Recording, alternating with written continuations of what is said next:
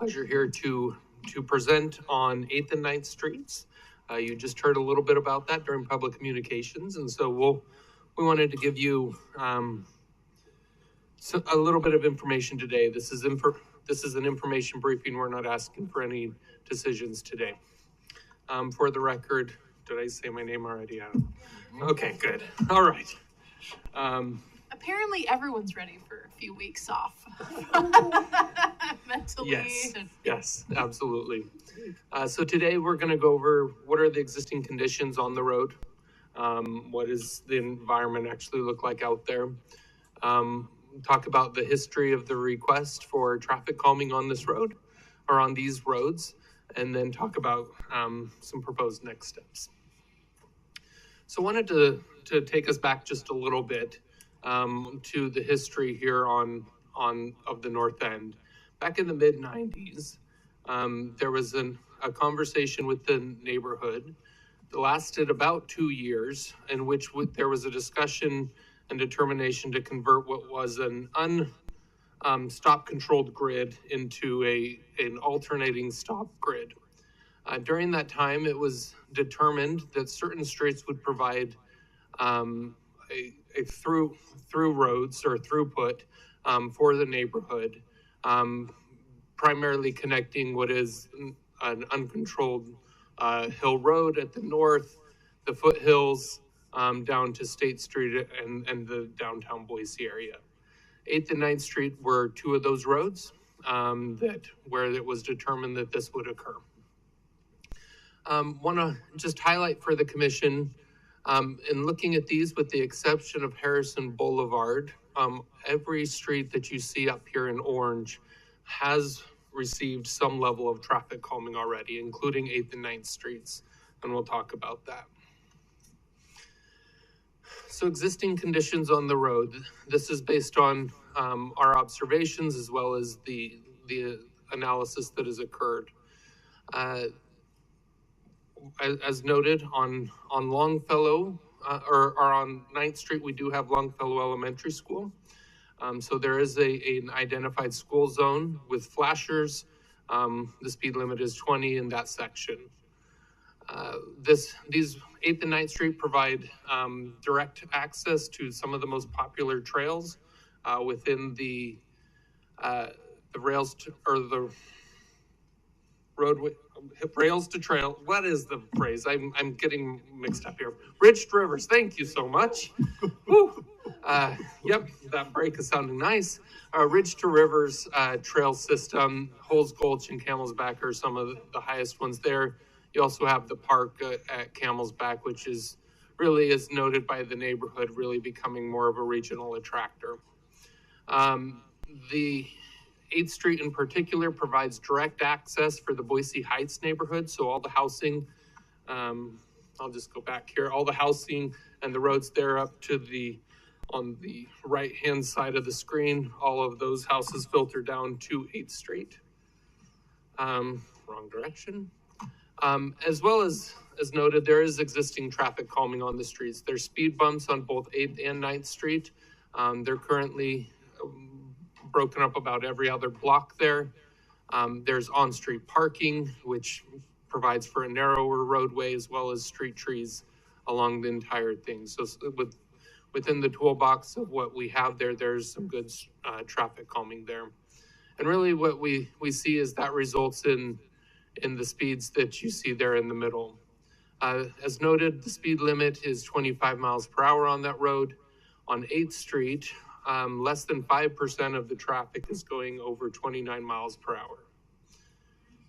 We know that there is some perception of speed from the neighborhood, but those are the facts according to what we saw when we did our speed study on the road. The average speed, so 50% are going at 23 miles per hour or under. On 9th Street, less than 5% are exceeding 27 miles per hour. And 22% or 22 miles per hour is the average speed on that street. So less than the existing speed limit. As was discussed and as we saw when we were out in the field, stop sign running is definitely an issue. It's part of what happens when you have stop signs in places where there's not a lot of cross traffic. People anticipate that there's not going to be cross traffic, and so they just roll through the stop signs, and we recognize that. So how did this then qualify for traffic calming? According to the existing policy, if there's two ways to meet it. One is speed, but the other is through traffic and volumes of traffic. And as was determined earlier, and as I showed, these roads provide through traffic, and ultimately, as a result, they're carrying a lot more of the weight for the traffic in that area. 8th and 9th Streets do provide a little bit more. They carry a heavy load from those foothills, from the foothills traffic and from the traffic on the east side of the north end. And as a result, they met the qualifications for traffic calming based on volumes. Commissioner McKinney. I'm sorry to interrupt, Brian. Just one quick question though. On the 8th and 9th Street, we have a one-way couplet configuration. What's the extent of that? How far does that go? Where do they go back to two-way traffic? Yeah, that one-way couplet ends at Union, which is just north of, I'll show here, down where Fort Street is. The next, the road just north of that is where that ends. Okay, so almost the entire extent of this section that we're looking at, almost the entire extent is two-way traffic. Yes. Okay. Yeah.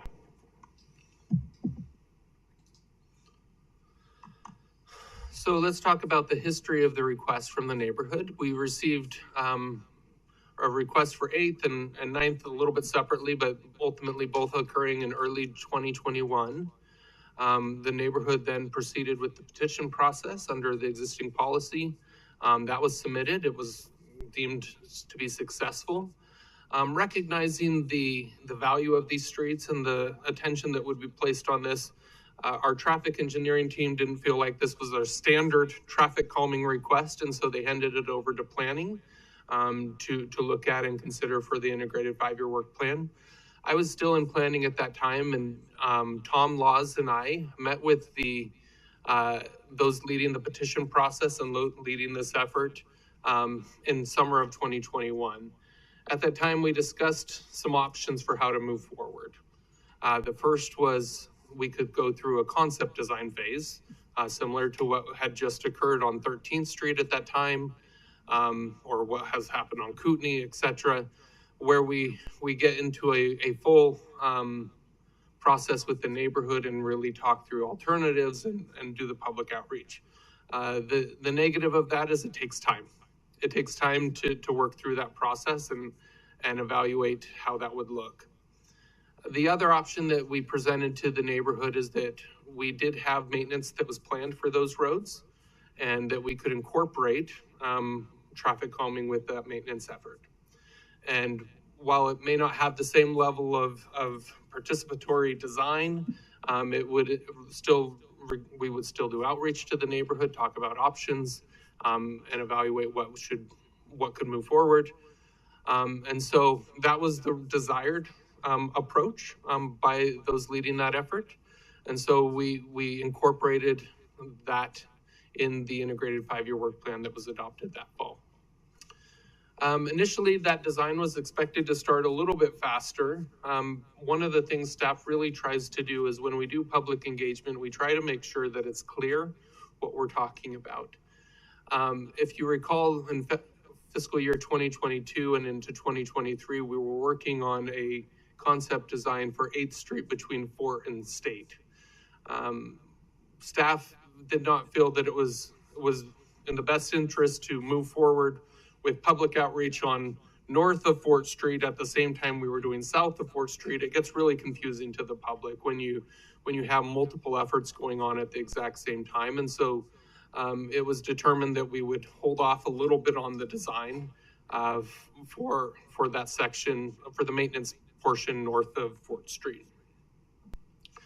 But the good news is we are planning to bring forward a design contract to the commission on January 3rd to begin that design effort for that maintenance and to talk about what options should occur there.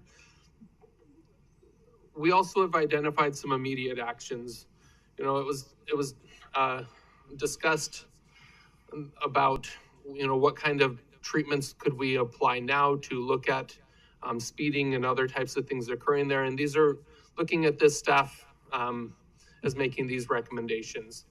While we note that speeding is not necessarily what we're seeing on the road, we do recognize that there's value in the traffic calming that's there, and that it may end a little bit short of where it could go on 9th Street. So we are recommending an additional speed bump occur closer to the park on 9th Street, taking it a few blocks further so that we can continue to have that impact in that section where there may be some people accelerating in that area. Recognizing that one of the issues that may be leading to people failing to stop at stop signs is visibility. We are going to evaluate and install some additional no parking signs. When you have a lot of on-street parking, people edge out further and further, and in some cases they just keep going. And so we're going to look at ways to improve that. We are going to work with the Boise Police Department and ask for targeted enforcement, primarily targeting that stop sign running as we saw along these roads. But if there are that small percent that is exceeding the speed limit in a way that we would ask them to take a look at that as well. And then we are looking to try and see what ways we can enhance the stop signs to make sure people are seeing them, that they're paying attention. As a father of a young driver who was driving in the North End recently and almost missed a stop sign, I recognize that it's possible that people don't see them. And so we are going to look at ways, whether it be flags, whether it be flashing stop signs or other types of things, we'll look at ways to get better enforcement or in compliance there. We are going to look at radar speed signs along these two corridors. This is a low-cost treatment that we can install that both will help create some transparency of how fast people are going on those roads, but also help to encourage enforcement. I say it's feasible here. We recently, in the last few years, installed some on Harrison Boulevard, but due to the wonderful tree canopy that's there, we couldn't get the sunlight to actually power those and ended up having to remove them. So we're going to look on these streets to see if there's an appropriate place. There's a competing interest there in that there's the best placement for those signs that may not actually have the light in order to keep those going. So we're going to have to look and see what's the right place where we can install those. And then the plan is to hold a meeting with the public and those involved to let them know what the plan is here and what our path is moving forward, just so that everyone stays informed about what we're doing. On the midterm actions, there was discussion by the neighbors about bringing that into the stop sign pattern, recognizing that it was a long process to get to where we ended up. We do believe that should be a conversation with the broader neighborhood and not just those who live on those streets. And so we would plan to do a public outreach to the broader neighborhood to talk about that.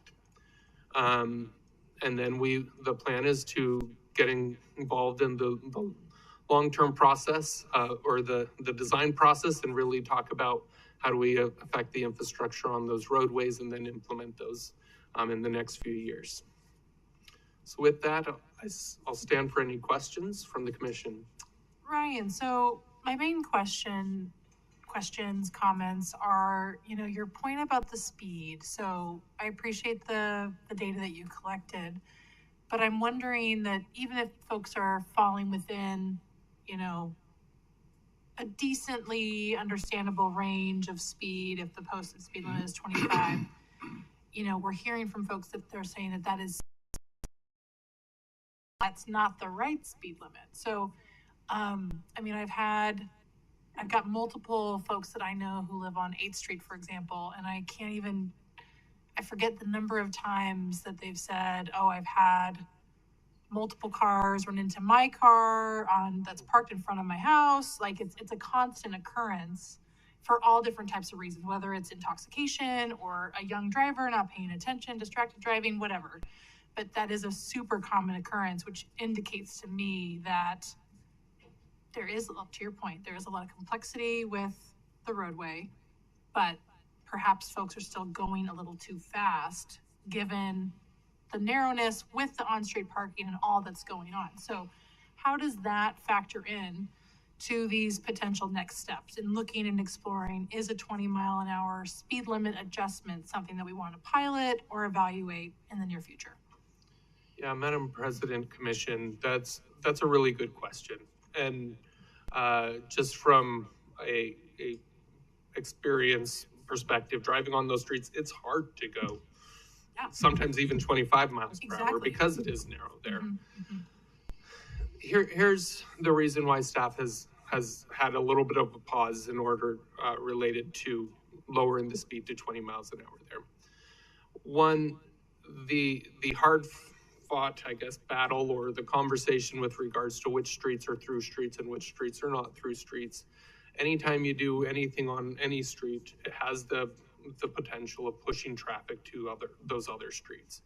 And those other streets are sensitive. When we did 13th Street and looked at traffic calming there was a lot of conversation and attention that was paid by those on 15th and Harrison to what we were doing, and they were very sensitive that we weren't changing things so much that it had a big impact. The other thing that staff has been paying a lot of attention to is you have a school zone on that road. And in a school zone, you lower the speed to 20 miles per hour. When you do that, when you have a school zone where it lowers the speeds, the treatment is different than on a road that's already 20 miles per hour adjacent to a school. Where your speed limit's already 20 miles per hour, you really just put up stops or the school zone crossing signs. You don't have school zone flashers because you're not changing the speed limit for anybody. And staff felt that adjacent to the school, it was better to have something that creates greater attention and people to adjust their speeds and pay more attention in that location than it is to have it be a consistent speed along the way. So it's a trade-off, right? You consider whether it's better adjacent to the school to have that higher level of attention. It wouldn't be an appropriate thing to have school zone flashers in an area where the speed limit stays the same. At least that's not the typical application of school zone flashers there. And so staff weighing those things has been a little hesitant to look at 20 miles per hour. I can understand from a context perspective, you could probably go a little bit either way. I think where the speed setting threshold is, you're about 26 miles per hour. So you could reasonably go down to 20 in those locations, but there's those trade-offs that we were taking into account in making the recommendation. Because I think generally speaking, like you said it too, like it doesn't feel safe to go 25 in a lot of parts within those street segments because of the complexity. And I totally hear what you're saying. And I think we should, my preference, and of course I'm going to defer to Commissioner Gold and the neighborhood, but we obviously want to be incremental in our approach and see if any of these immediate actions can help manage some of that a little bit better. But I don't want it to be off the table because just at the surface level, it feels uncomfortable to go 25. So therefore, why should we be posting something that feels uncomfortable and we're still having a lot of crashes? So just food for thought, but definitely not off the table. Okay, thank you. Commissioner Gold, did you have something? Yeah, thanks, Madam President. So I'm just gonna cover some of the main takeaways that I heard from the neighbors, not only on my walk with them, but in additional conversations prior and after as well. So firstly, that we were probably there at the wrong time to get a good sample observation of the issues that neighbors are seeing.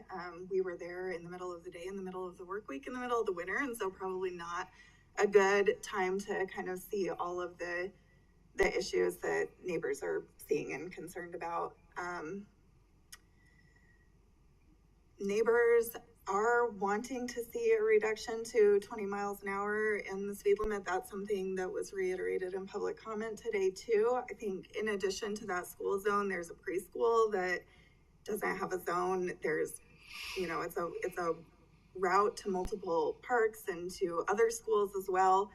And so, and to the point that's been made multiple times, I think that it's really not comfortable to go faster than that. Not only is risk of injury lower at a lower speed, but people are also more inclined to stop if they're going a lower speed. If there's, a kid falls off a bike or a dog runs across the road, or some of those things that happen pretty frequently in residential neighborhoods. And so I think that I hear what you're saying about wanting to take an incremental approach, but I do think that that's a really high priority for the neighbors, especially considering how 9th does tend to funnel folks to use that road a little bit differently than the neighborhood feels comfortable.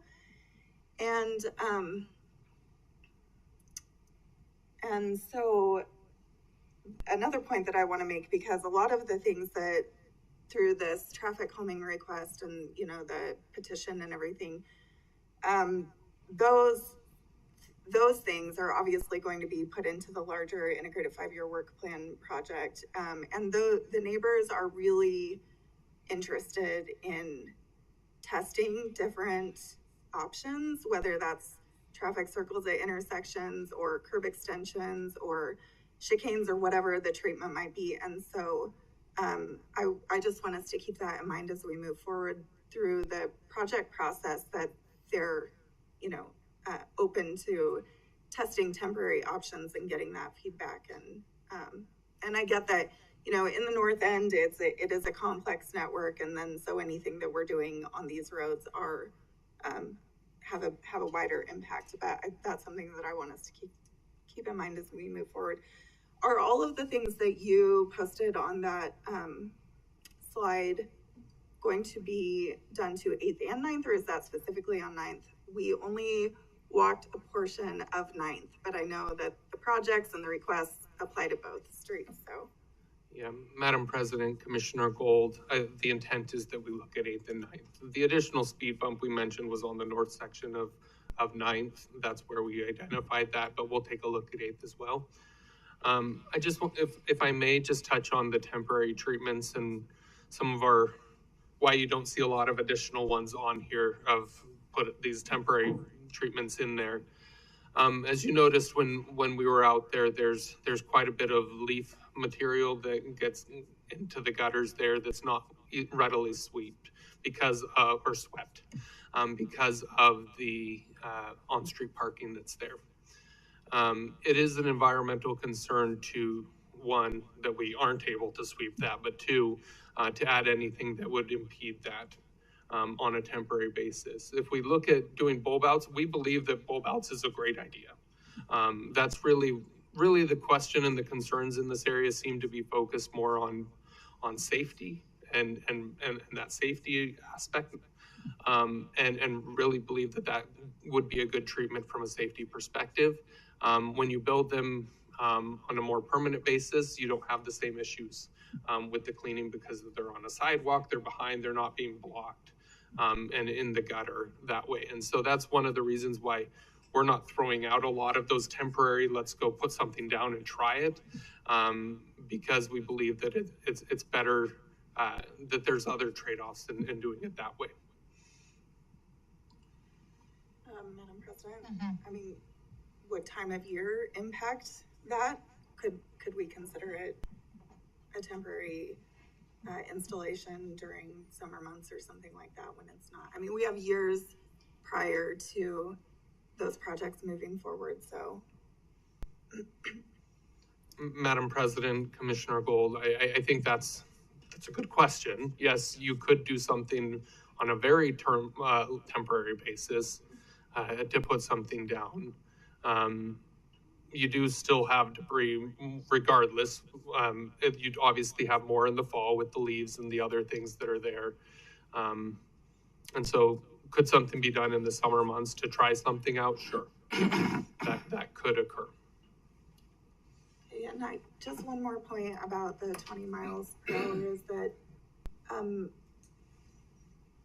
the other streets that connect to this one are 20 miles an hour, like Heron, for example. And so I hear the neighbors' points that it feels like drivers who go from 20 to 25 are encouraged to speed up to that speed just by that posting.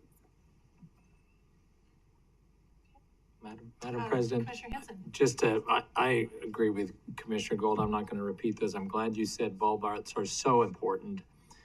Listening to the folks on that walk, no one has ever gone, as far as I know, walked around and actually taken in speed. So it's not helpful to say, well, your perceptions are bad because people aren't really speeding.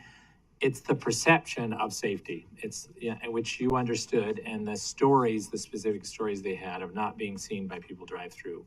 And it's designed for the last, 30 years to make 9th Street a collector, and 10th Street is not, even though there is absolutely nothing different between the two streets. They're front-on housing, it's all the same, but we have decided we want to funnel traffic on there. So there's this perception that people who are now funneled onto or have been funneled onto 9th don't see them, and that curb extensions, those bulb outs, give them a way of being seen more and forcing the parking, because everybody uses the parking, forces the parking back away. And we saw several of examples of people parked as close as they possibly could to where the pedestrian ramp was. And I would suggest, rather than saying, well, our maintenance crews might have challenge addressing maintenance, to share that collectively with the neighborhood and say, okay, here's our challenge is maintenance. What would you suggest? There's all kinds of possibilities we might be able to come up with the neighborhood, with license agreements for them to help keep temporary facilities clean and add that, the visibility and the perception that the neighborhoods have of feeling safe. Is really critical. And so I just be open to saying, okay, maybe we can do some temporary facilities if you can help us with the maintenance and some of the other aspects, because the way I've seen it, I think, we get a gold star for what we did on those collector roads in Columbia Village at those intersections. People are taking those corners slow. The pedestrians are visible. People are like, oh, okay, that's how this intersection is supposed to work. And I think the most important thing is people feel seen in their own neighborhood. And that's where I think that what we can do. The other, of course, is that we have to address the fact that the couplet's gone. 8th Street's not a couplet with 9th anymore. And so north of State Street, there really is no justification to say this should be one way for this short little segment. We should just say, there's really no justification for it anymore. So the perception's gone that 9th is this place to funnel down. You can pick some other street to go funnel some or part way of your journey. But what we've done is, because there's this one way, because we've funneled it way up in the north part, people get onto 9th much sooner than perhaps they would otherwise.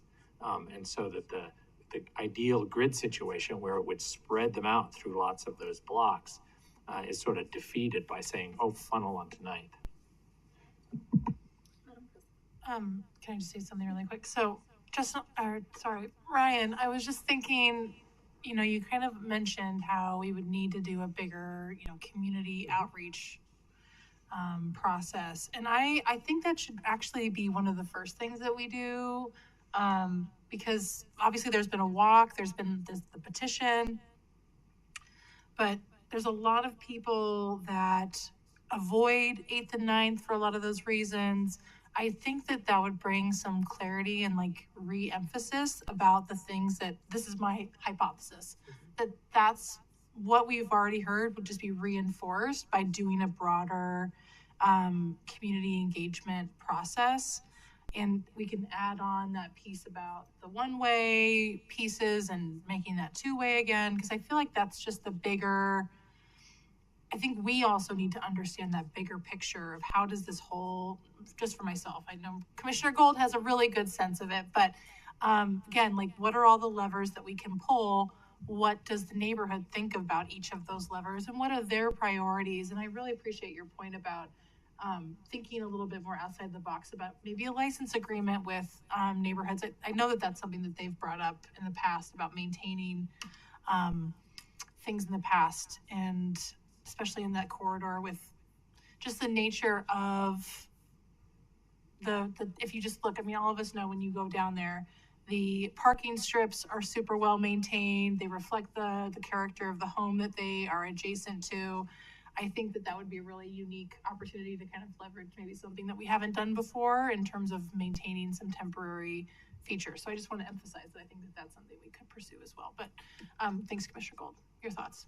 Yeah, so I'm wondering if we can go back to the slide with the immediate and mid-term actions on it. I know that one of the things that was mentioned in my conversation with Director Wong was a 4-way stop at Brumback and 9th. Is that on here? Madam President, Commissioner Gold, no, it is not on here. We looked at the criteria that's established for when you implement a 4-way stop, and it does not meet that criteria. And so we can't feel comfortable recommending that move forward. So is that part of the midterm in kind of that broader analysis of impact to the neighborhood? Because, you know, I think that there are, that intersection in particular, how it kind of comes out of the trail system and it has a wider feel to it. Mm-hmm. I can see how that is a intersection of concern. And so I guess how are we approaching that? Yeah. Madam President, Commissioner Gold, I can appreciate and recognize. I stood on that same street with you and looked at that and said, boy, this might be, it might make sense in this location. Part of the other concerns that staff had with that were, if you already have an issue with stop sign running, and you create an environment where people are then anticipating that people will stop, you may get it may actually be even less safe, because if people aren't anticipating a stop sign at one place along the entire corridor, then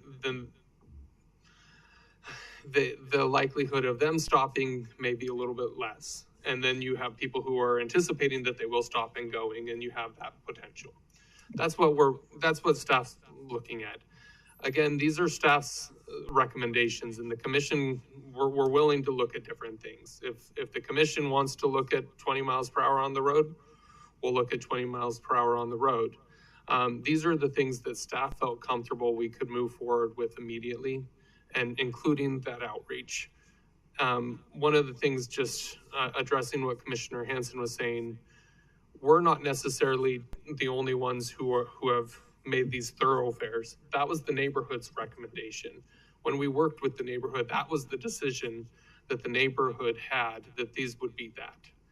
And you have the neighbors who live on the street who may not have the same opinion as the full neighborhood, but that's who we worked with and how we came to that. It took 2 years of negotiating and working. We have staff who was on staff at that time, who was part of that conversation, and worked through that with the neighborhood. And so that's how we got to it is. And that's why we're saying, if we're going to consider changing that, we should have a conversation with the neighborhood and let them weigh in on that process. Madam President? Commissioner McKinney? I just think it's worth recognizing for a moment that the question of speed, the speed that motorists drive, it's worth, recognizing a little bit of psychology, that drivers drive a speed that they feel safe and comfortable at. That's generally what people do, regardless of what the posted speed limit is. And if we've got a place where the average speed is 22 or 23, and we're talking about dropping the speed limit signs to 20, I don't think you'll get any change in behavior. People just keep doing what they're doing, because the reason they're going slow is, like you say, it seems narrow and so on. Anyway, just a caution as we consider this. I just want to say though, Ryan, I really do appreciate the returning it to us on the 3rd with the design contract, but it seems like there's a little bit more detail that we need to kind of work through before we're ready for that. Would you agree, Commissioner Gold, or are you comfortable with this? Well, I guess I'm not really clear what the design contract would include. Like, what? Madam President, maybe this might be a better question for our capital projects team who would be bringing that forward. But ultimately, it's the design of the maintenance as well as any temporary or any, not temporary, permanent traffic calming or added safety features to those roadways, including full design of the bulb outs or any other treatments that would be on those roads. For the integrated 5-year work plan. For the integrated 5-year work plan. That's what that is for. That's for the project we're talking about that would come forward. Okay. We don't need a design contract for the other things that are up here. Gotcha. That's not clear. Okay. Okay. And what has the public outreach in regards to that looked like? Sorry, Madam President, Commissioner Gold, are you saying what's the public outreach on the design contract? Yeah. Madam President, Commissioner Gold, we don't do public outreach on the design contracts. We do the integrated 5-year work plan. We have kind of a general scope statement in there. We review with our advisory committees those types of things and talk about the scopes of projects, but we don't do an outreach just on what we're going to design on a roadway. That project would go through that process. Through the design, they would reach out to the neighborhood, they'd have meetings, they'd talk about what we're planning to build. Commissioner Hanson, did you have something? Only that I share your concern. Oftentimes too many things get decided, well, let's not put this on because for some reason it gets off the table before. And I think we shouldn't be taking things off the table before we move forward. I think there needs to be a little more time. You know, the fact that the term curb extension or bulb out or visibility of pedestrians at the corners, perception of drivers to see stop signs. I mean, the stop signs on a bulb out is bulbed out. People can see it. And that's, so it's both for drivers and pedestrians. So since none of those words are anywhere in this, I feel a little like, okay, we'll move forward with the assumption of, well, it's too difficult to rake up the leaves in the interim. So we're not going to address it. We'll only address it in terms of a permanent feature for the 5-year plan.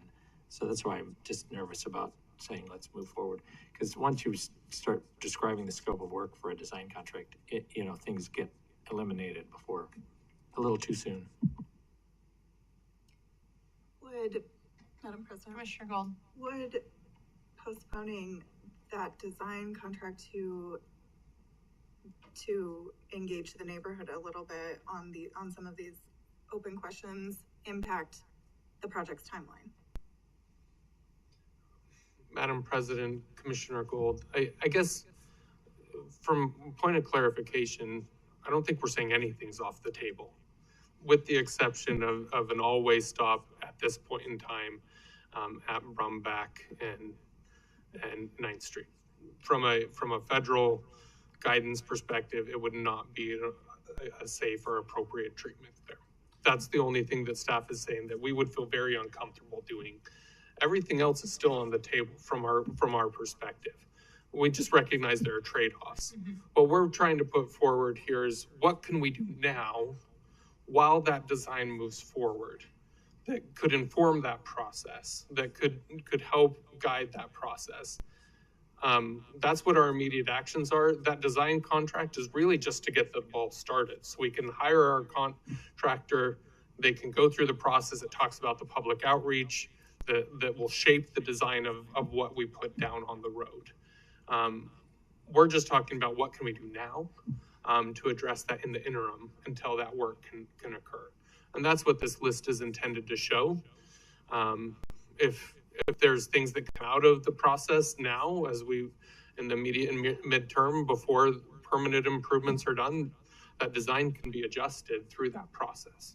That's all that we're talking about bringing forward, is just getting the ball started on a permanent improvement conversation. can I just clarify really quick, Brian? So I think the immediate actions, like all of that sounds good, but I think what I just want to clarify is the design contract, would that include you know, the bulb outs, those more physical treatments outside of what is on this list. So is that what would be included in that design contract? Yes or no? Yes. Okay, so that's the piece that's like what's on this design contract? What is the immediate? Okay, so I think maybe if we could postpone the design contract maybe a couple weeks so that you could present what would be on that design contract. Do we need more time, or do you think just, or no? I think if you could just describe again so I feel like the return with January 3rd with design contract for approval is separate from everything else on that list, Yes. correct? Yes. Okay, That was just to give you a warning that we're planning to bring that forward. That is related to the permanent infrastructure through the integrated 5-year work plan projects, is the design contract. Yeah, Madam President, Commissioners, absolutely correct. And if you'd like a little preview of what's in that contract, we're working on it right now. It includes an extremely robust, what we call 30% design phase. It includes multiple public outreach opportunities for the neighborhood. It includes an analysis of up to 6 different alternatives. We would be looking at essentially everything that could potentially happen is going to happen through that process. The first of those public outreach meetings would be a listening session with the neighborhood to consider different options. We would then move into bulb outs, mini roundabouts, all the things that you've talked about, and that would kind of step through a multi-phased public outreach process where you'll have physical designs, schematics, all of that kind of thing before the commission makes a final decision. So that's intended to set that process up, and that would start with your approval of that on January 3rd. Yeah, Madam President, in that case, then I think moving forward with January 3rd makes sense. Glad we could get all that sorted out. All right, any other questions for this work session item? All right, thank you, Ryan. All right, item number 2, the Meridian Downtown Neighborhood Transportation Plan. This is a pre-adoption. Hi, Aaron. Hello, Madam President.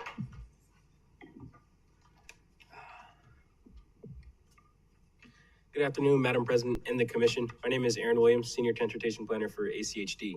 Today, I'll be giving an update of the neighborhood plans for Meridian Downtown as well as Boise West Bench. So I'm going to go in and talk about the updates that we've done, the stuff that we looked at, and how we got to where we got today.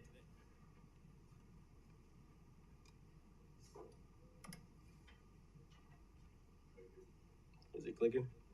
There we go. So in this PowerPoint presentation, I'm going to go over the purpose of the neighborhood plans, discuss the project area, go over how we conducted the project update, talk about the planning process, discuss completed projects that we've noticed from the original plan, as well as highlight key stakeholders that we brought into the table when it came to updating this plan. Also, I'm going to go over the public outreach and review recommended project themes, and then discuss next steps. This update for the neighborhood transportation plans counts as the second iteration of the neighborhood plans. The main goal for this is to report back to the community the level of completion of the original plan. Since the adoption of the original plan, guidelines and best practices have changed at ACHD. The intent is to implement the updated guidelines, roadway to bikeway master plan, as well as livable street performance measures within the new plan, and identify projects that the community wants and needs in these plans. The concept for the neighborhood plans initially started back in 2012 with the adoption and development of the Boise Central Bench. To focus on a neighborhood level, we decided to break up the county into various concentrated areas. And within that, we broke them up into 16 neighborhoods. For the Boise West Bench area, this is the area that we focused on when it came to updating this plan. For the Meridian Downtown area, this is the area that we focused on when it came to updating this plan. Madam President and the Commission, this is an additional map that highlights how we broke up the county into various different areas, and it also highlights the current planning area that we're focusing on when it comes to this year's update. Since 2012, we identified 1,379 projects within the plan, within all of neighborhood transportation plans. Of those, we've completed 301 since 2012, and we also were able to program 230 in the integrated 5-year work plan of 2024-2028. Aaron, so really quick though. Yes. Is this combining these two plans together? These are all the neighborhood transportation plans within Ada County. Okay, never mind. Yes, ma'am. So the planning process, we initially started with analyzing existing conditions. We worked with the consultant to go look at the current infrastructure there as well as gaps in the network.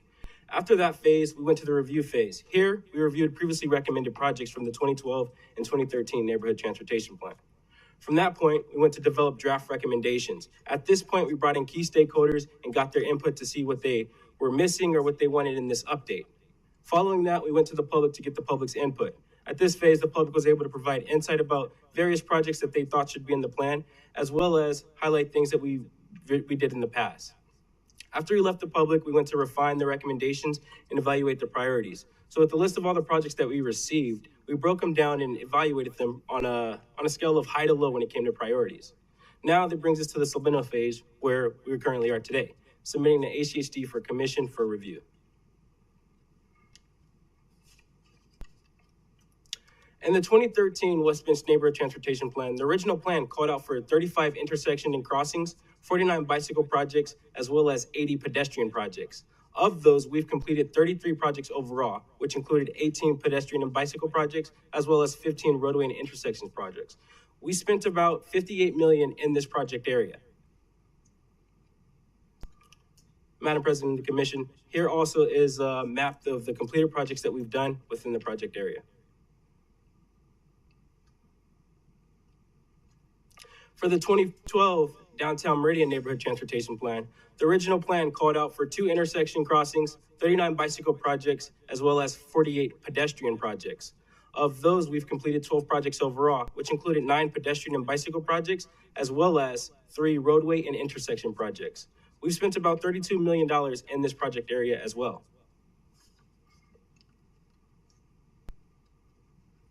Madam President and the Commission, here also is another map for the Meridian Downtown discussing how all the completed projects that we've done in the area.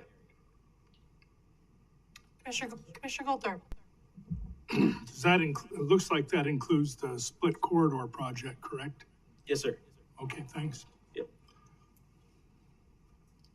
The main goal of the neighborhood transportation plans is to engage and work with the community to identify their needs and wants for the neighborhood. To achieve this, we worked with various key stakeholders to inform them about the project and collect their input and respond to any questions that they may have had. I would like to note that I worked closely with the city of Boise and the city of Meridian when we came to implementing and updating these plans and figuring out what they wanted and what they desired so it can be in line with their city's comprehensive plan. Public outreach is critical when it comes to updating these plans. We worked with a consultant to develop this online tool. On the online tool, it allowed the public to go through a series of web pages and they would see recommended projects that we've recommended in the past. They would also see projects that we've completed, and they also had the opportunity to put projects that they wanted to see in the plan within the project area. They were also had the opportunity to like and comment on various other projects that other people within the public might have wanted to provide justification of why they want to see that project in the plan. For the Boise West Bench, we held a public outreach period from May 25th to June 22nd. We also held an in-person meeting at the West Boise YMCA. For Meridian Downtown, we were able to do a public outreach period from September 5th through October 4th, and we held a virtual public meeting September 13th, 2023 for Meridian Downtown. I'd also like to give thanks to Meridian Development Corp for helping us with these efforts. During that time, they were working on the Meridian Downtown Destination Survey, and so they were able to pass along the data right after they completed theirs to ours, and we were able to tie that data into our plan when it came to this update. Through public engagement, we worked with the public to identify sidewalk gaps, need for crossing locations, as well as need for traffic calming measures. They also highlighted missing bicycle facilities and brought up issues about high congested areas that they thought we may have missed. Within the plan, I talked about recommended projects. Some themes that we've noticed here with the recommended projects in the Boise West Bench revolved around walkability and bikeability in the West Bench area, as well as improved intersections for bike and pedestrian improvements, and gaps in the traffic calming and speed mitigation that they wanted to see addressed. For recommended projects in the Meridian Downtown area, the public highlighted some common themes as well, such as walkability to and from school needs to be safer in the Meridian Downtown area. They also brought up points about how drivers do not always yield to pedestrians at various intersections. So they wanted us to look at projects that gave us the opportunity to conceptualize how we would address certain intersections to better address their want and need out of this. Next steps, we have a public comment period December 13th through January 10th, when I'll come back for the anticipated adoption date for January 10th, 2024. Commission, I'll stand for any questions. Thank you, Aaron. Yes. Commissioners. Commissioner Hanson. Yeah, thank you very much. Of course. I look forward to continuing to look at these. And I know the boundaries between these neighborhoods were set up years and years and years ago. Mm-hmm. But the reality is, my perception is that because of the major arterials, we've expanded 5 Mile, for example. And so, my perception, I don't live in those neighborhoods, that the widening of 5 Mile south of Eustic, it's basically created 2 separate neighborhoods. Doesn't feel safe crossing between them. Eustic's done the same, north-south.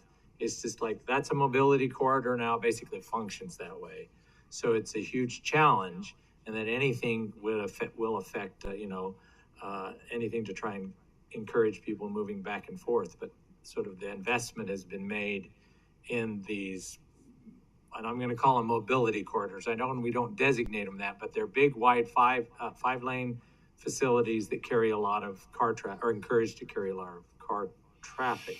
Mm-hmm. So is there some opportunity to look at these more as truly neighborhood plans and recognize that people don't just, drive, walk, bike just for the fun of it. They go to a destination mostly. And so that a multimodal neighborhood plan really has to focus on where are those destinations within those neighborhoods. And since we've already created these walls that make it difficult to cross, as you indicate, there's very challenging crossings. And then I would say this about Meridian. My perception is that there are neighborhoods to the east of Locust Grove and to the west of Linder that still see downtown Meridian as their destination, that they want to walk and bike there. But the way in which we're approaching the neighborhood is like, no, you're not. And I want to just double check with Meridian to make sure, we see Linder and Locust Grove as big, wide, like Eustic now is, obstacles, and that their destinations will have to be in a if you live in Locust Grove, east of Locust Grove, your destination have to be somewhere to the east. If you live west of Linder, it has to be somewhere to the west, because it's just not going to feel safe to be crossing. So is there some, that's my approach, if we're going to call these neighborhood plans, but we recognize there are these huge obstacles because of our investment and the cities saying, we want this is how we want it, and we would defer to them. Should we look at it a little differently and say, okay, what are you doing to make sure that there is a unique neighborhood?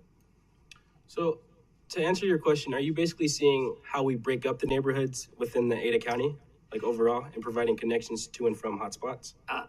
Well, I would to and from activity centers to destinations people want to go. Yeah. And if we're going to invest in a neighborhood plan, that assumes we're going to invest in multimodal movement within that neighborhood, right? Mm-hmm. But if if the city, for example, Meridian's already decided they just simply don't want it to be beyond that square that we've got, then that makes sense. And then our challenges lie on Franklin and on Pine. Because looking at the crash data, it's pretty clear that's where they all happen. That's where pedestrian crashes, bicycle and car crashes largely occur on Franklin, Pine, and the outlying Cherry and Linder and Locust Grove. So I just don't see I can see the neighborhoods developing that in the West Boise Bench one, because there are different neighborhood associations there, but I don't see that in Meridian. I don't see this prioritized from Meridian's standpoint. It's definitely something that we can look at when it comes to the update of these plans, and to consider, especially just making the connection overall, I think would be beneficial for the public. Yeah, I just say, at this point, I see Meridian is not prioritized the multimodal movement the way that the West Bench neighborhood, the city of Boise has.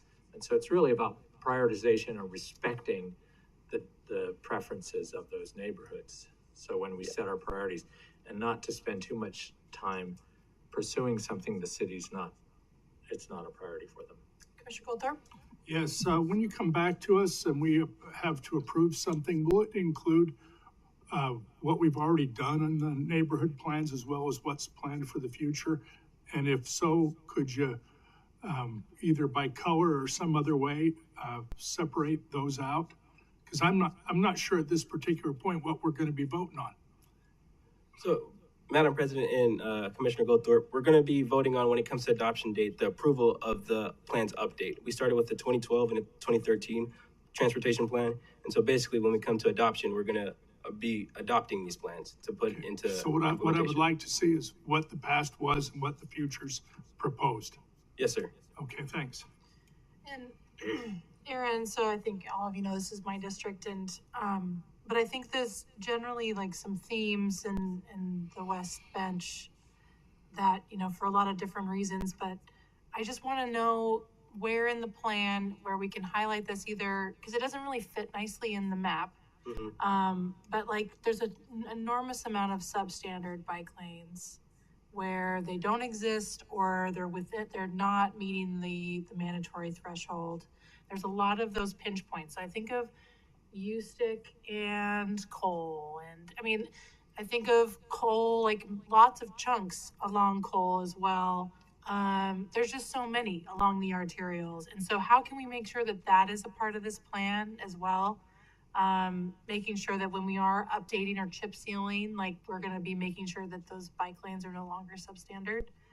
And then the other thing is, building off of Commissioner Hansen's point, the West Bench, what I love about living there personally is how close in proximity I am to all these things. So that's the Greenbelt, the fairgrounds, Meridian, downtown Boise, or getting to other parts of the bench, but it is nearly impossible to get there safely by another mode of transportation besides car, and which I know you know. Mm-hmm. But that's where like the connected piece of, you know, how do we identify in this plan that we're making some connections within the Central Rim Neighborhood Association, so crossing, you know, Orchard and that horrendous bridge. And also back to 43rd and Chinden, right? Like these are some massive connections that fall obviously outside of this plan, but have a huge impact on the vitality and safety and overall connectedness of this community in ways that are hard even for me to articulate. Like these are huge barriers that we need to make sure that they're put in these plans, that this is something that this neighborhood is asking for, but it doesn't fit neatly, but we need to work with those other corresponding neighborhood plans that, again, these are shared priorities because of the impact that they have outside of those neighborhoods. So I think that's the big one. And then obviously I'm really pleased with a lot of the upcoming investments in the plan. Commissioner Goldthorpe talks about sidewalk gaps and just how many goat trails there are along Franklin, for instance, trying to get to the mall, crossing the rail corridor there, right? That's a big one that's coming up. Liberty, all of those things. So I'm really excited to see this come to fruition and more investments going into the West Bench because they're sorely needed. And yeah, looking forward to seeing how you kind of build in these pieces that we've shared with you today. Definitely.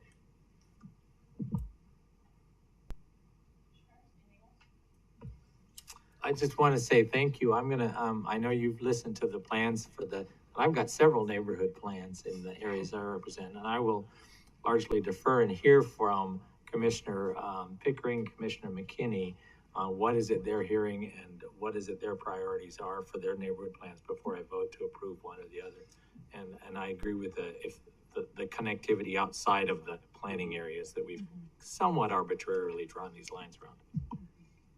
Thanks, Aaron.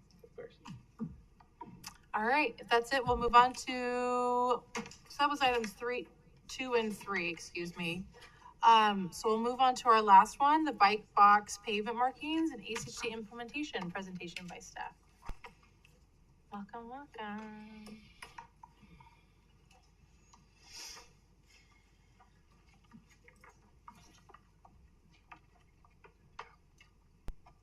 All right. Good afternoon, Commissioners. For the record, Dave Rader, Supervisor of Accessibility and Mobility. Happy to be before you today to provide you an information briefing on bike boxes. This presentation was recently provided to the Bicycle Advisory Committee, and a follow-up presentation was requested by the commission. So what is a bike box? Bike boxes are allowed by MUTCD's interim approval. A bike box is a designated stopping area at the top of a signalized intersection that allows bicyclists to get ahead of waiting traffic, as shown on the images in this screen. There are also two-stage turn boxes. So two-stage turn boxes really help bicyclists facilitate left turning movements at signalized intersections, similar to the movements pedestrians make. We'll take a closer look at this in the next slide. So here's how a two-stage turn box works. The riders enter the intersection on a green signal. The rider then waits in the box and points in the new direction. Once that light goes green, the rider can then proceed. So it's a two-stage movement represented by those green arrows. So what are some of the pros and cons with bike boxes? The pros of bike boxes are they improve visibility, they reduce the likelihood of a right hook, they reduce crosswalk encroachment, they facilitate turning movements for cyclists, they improve intersection efficiency for cyclists, and it improves motor vehicle awareness. Some of the cons with bike boxes, they decrease intersection efficiency for vehicles, they decrease storage space for motor vehicles, and they can create rear-end conflicts between approaching motor vehicles and stopped cyclists. There's also increased maintenance cost with bike boxes. So when it comes to implementing new bike boxes, we have a targeted approach. Here are some of the considerations when recommending a new bike box. These considerations include a posted speed under 30 miles an hour. The intersection has to be signalized. There needs to be considerable bicycle demand based on land use and attractors. Transitions from on-street bike lanes to a shared facility, crash history, high volumes of right-turning vehicles, and low-stress bikeway intersections with arterials and collectors. So here's an example of one recommendation that was, so this is the Rose Hill Temporary Traffic Calming Project that will be constructed in 2024. And so bike boxes were recommended at this intersection because many of the criteria or the considerations referenced in the previous slide were applicable here. So there's a posted speed under 30, the crash data, there's a high number of right-turning vehicles here, and notable demand based on attractors and land use. So where are they now? So these are all the locations in Ada County. They're primarily in downtown Boise. Couple examples. So at the intersection of River and Capitol Boulevard on the left side of your screen, there's a two-stage turn box. On the right side of your screen at the intersection of Capitol and Myrtle, there's a standard bike box.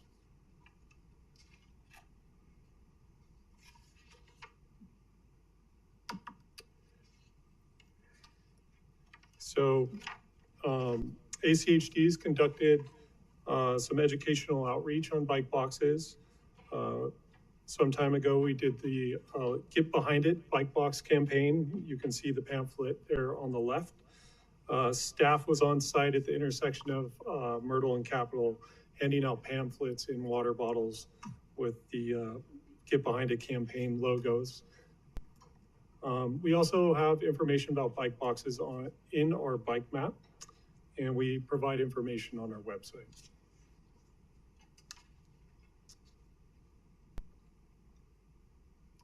So next steps, we'll continue to look for targeted bike box locations through capital projects, concept studies, and ACHD's chip seal. We'll continue coordination with the Bicycle Advisory Committee and our partner agencies. And at this point, I'll stand for questions. Thank you, Dave. One quick question and comment for you is, I appreciate this presentation. But one thing I noticed when we did the chicanes on Kootenai, I felt like that was a really important moment where we could have done a little bit more than what we did with perhaps maybe an educational video with like our media partners or us like doing a little bit more. And I think this would be another opportunity for us to do that beyond just handing out pamphlets. So what conversations have you had, if at all, with our communications team about releasing some videos on like how to navigate this and what are the rules and what should drivers expect? Yeah, we have not had any coordination between our communications team at this point, but that's something we can certainly do. I know the Bicycle Advisory Committee requested that, so that's something we can look into. Fabulous. Commissioner Goldthorpe.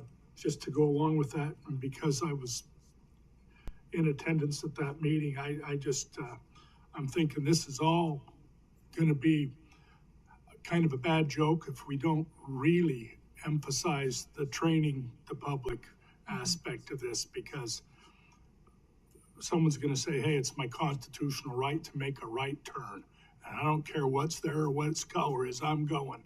And they hang a right where there's a box, and boom, they hit a cyclist. So I'd like to see that doesn't happen, and that's only going to be from education. Thank you. Mm-hmm.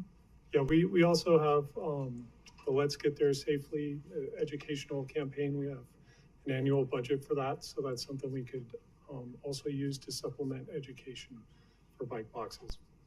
Yeah, I think building off of Commissioner Goldthorpe's point, and I think we need to kind of reimagine how we educate the public about some of these things. I think we're getting better as an organization, but we need to do a lot more, especially when we're pushing the envelope and providing new features that aren't anywhere else in the state, or they might be in Pocatello, or one might be in Sandpoint.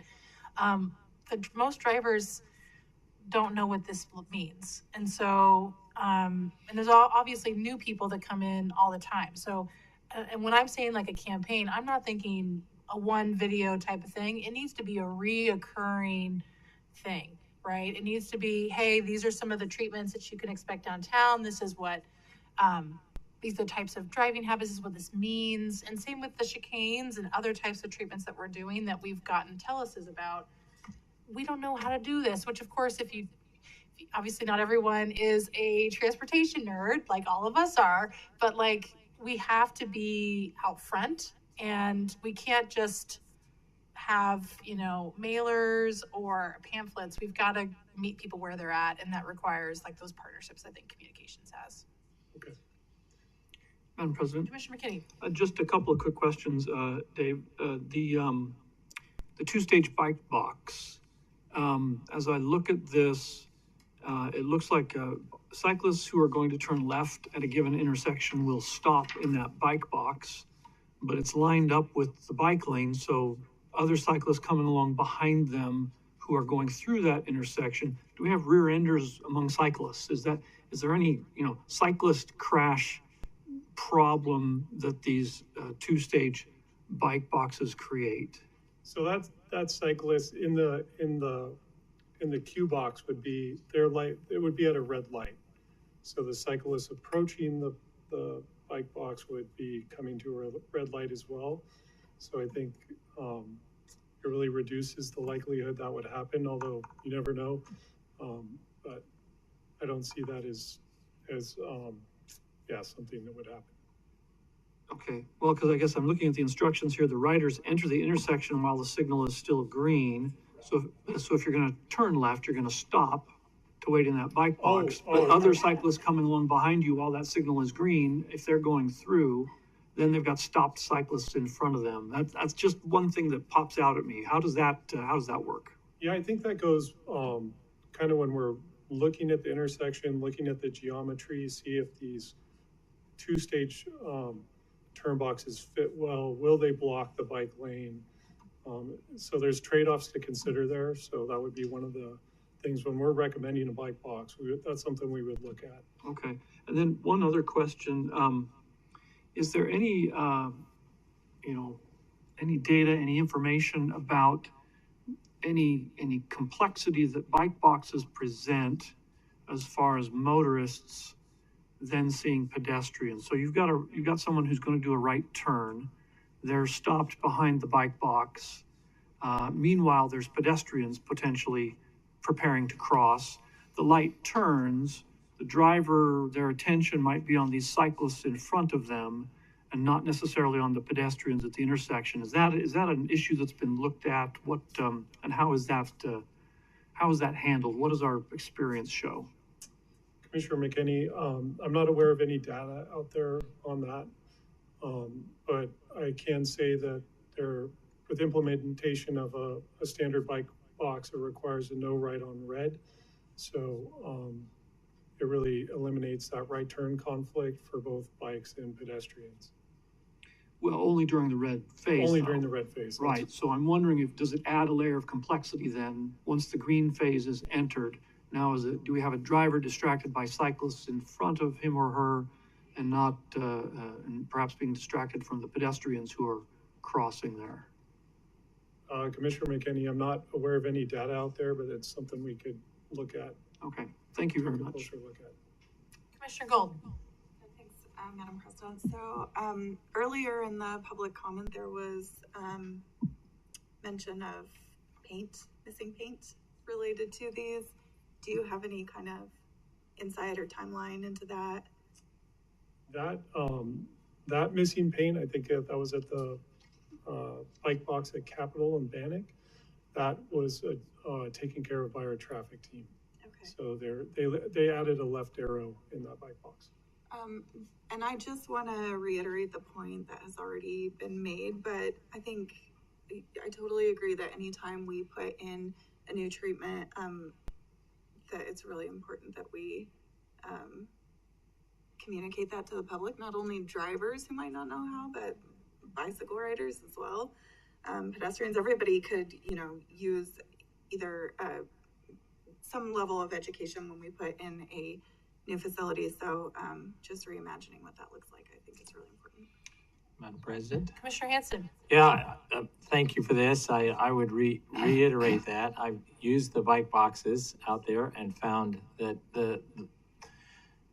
it doesn't make sense to put facilities in that are not going to be used if people don't feel safe using them. And my observation of the ones on Capitol was that while the bike box at a stopped light felt okay, but the approach to it didn't. So my observation was people were still riding on the sidewalks, riding their bicycles on the sidewalks, because that felt safer. And then they would just do what they were already on the sidewalk. They'll just cross on the sidewalk. So it's really critical that the bike lane approaches to it. And we have better tools now than we did now. Now we have these zebras and a little more protection. Makes sense that because the whole idea is that we want to encourage people to feel safe cycling. And if they don't feel safe, then they'll either use the sidewalk or they're going to drive. And so I also kind of share Commissioner McKinney's concern. I never really saw anyone use that, what I called a floating, what do you call it? The one that's just sitting out there. The two-stage, because you didn't have the big green stripe, and that the getting in front of the traffic and making it clear you're going to go left, you're in front of the car, and that green space gives you permission to turn left. Ahead of the car, because unless they try and run you over while they're turning left too, you're going to go into the bike lane and they can continue on. So it's not a problem. So I just can't imagine the location that would be where that two-stage will work. So in that one, because it's on its own and it's not as visible with all the other green paint, people will start to comply. Drivers and bicyclists will use it. Drivers will comply with bicyclists using it more if it's really clear and there's lots of, as it were, green paint, lots of evidence that this is a major intersection. It's a little like okay, this is where people want to go. Let's make it as safe as close to LTS1 as possible. So lots of people use it, and then drivers see lots of people using it, and it gets the connection. It's almost like reinforces both the public education, but also the real life experience on the street. And I think, Latah and Rose Hill is a really good example if we do it right, because both of those have, well, Rose Hill does it right now, but Latah has a heavily used bicycle lanes. So those are my observations. And of course, we're only going to do it in those cities that the cities want it. We looked at Eagle's downtown plan, and they clearly don't want this. So we're not going to worry about that. And I'm not sure that downtown Meridian wants it either. So at this point, it's just downtown Boise, right? Or just Boise neighborhoods. Yeah, it's really based on, at this point, it's only Boise, but yeah, we'll look at all those factors or the considerations and make recommendations. Where the requests are coming from the neighborhood of the city. Yeah. Thanks, Dave. Anything else? Commissioner Goldthorpe? This is beyond me, but I was thinking, how could we possibly make and enforce something like this? And then it dawned on me, we could always include a minefield inside of each one of the bike boxes that was pressure sensitive and timed to the signals. I was thinking tire spikes, but big ones for vehicles that, bicycles could go through. But I like that we're on the same page. It's going to be hard. Thank you, Dave. I appreciate it. All right. Well, with that, we're done for the year, and we'll see you all in 2024.